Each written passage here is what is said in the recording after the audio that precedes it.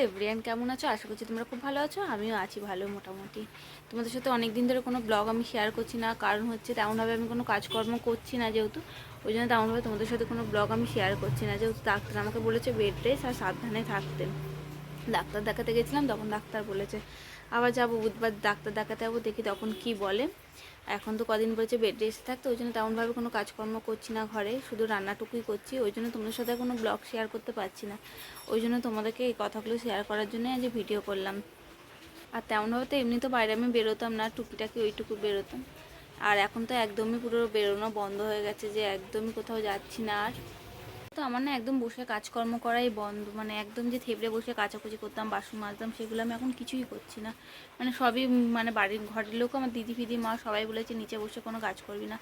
আর যা তো কাটাকুটি রান্না যা আছে আমি দাঁড়িয়ে দাঁড়িয়ে যতটা পাচ্ছি চেষ্টা করছি তাই দাঁড়িয়ে দাঁড়িয়ে করা, একদম নিচে বসছি না, তেমনভাবে নিচে বসে কোনো কাজই করছি না। জানি না কদিন আর এরকম করে বেড রেস্ট থাকবো, একদমই আমার ভালো লাগছে না। যে একদমই, মানে সারাক্ষণ শুয়ে থাকতে কোন মানুষের ভালো লাগে, তাই না? একটু বসি, একটু কাজকর্ম করি, সময়টা কেটে যায়। একদমই আমার ভালো লাগছে না, মানে শুধু রান্নাটা করে এসে শুয়ে পড়ছি। এবার টুকিটাকি যেগুলো জল ভরাও সেগুলো তো আছেই।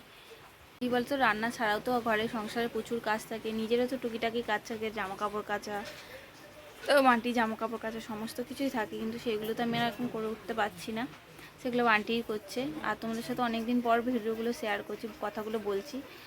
অনেকটা দিন হয়ে গেছে আমি ডাক্তারটা দেখিয়ে এসেছি, আবার যাবো যেহেতু। কি বলবো, আর ভালো লাগছে না। মানুষ ভাবি একটুখানি ঘুরবো ফিরবো, মানে যেইটুকু বেরোই কাজকর্ম করছিলাম ঘরের টুকিটাকি। আর দেখবে, আর নিজে ঘরে যদি বসে যাই, কোনো কাজ না করতে পারি, ঘরের অবস্থা খুবই খারাপ হয়ে যায়। যে ঘরদোর পরিষ্কার করা সমস্ত কিছু সবই তো আমার বন্ধ এখন পুরো। বলেছে বেড রেস্টে থাকতে আর সাবধানে থাকতে, ডাক্তারবাবু বলে দিয়েছে। যেহেতু আমার একটু কিছু প্রবলেম দেখা দিয়েছে, ওই জন্য প্রবলেমটা তোমাদের সাথে যদি কোনোদিন মনে হয় তাহলে আমি শেয়ার করবো সেদিনকে।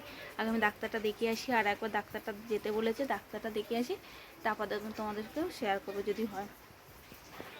চলো ভিডিওটা যে এখানেই শেষ করলাম, তোমাদের সাথে এইটুকু কথা বলবো বলে আমি আজকে এসেছিলাম, যেহেতু তোমাদেরকে কোনো ভিডিও দিতে আমি পাচ্ছি না ওই জন্য। আর ক্যামেরাটা কেমন হয়ে গেল, মনটাও খারাপ। তবু টুকটাক একটু বেরোতাম, এখন তো সেটাও বন্ধ, ঘরের কাজও বন্ধ। চলো বেশি বকবক করবো না, সবাই ভালো থেকো, সুস্থ থেকো, টাটা।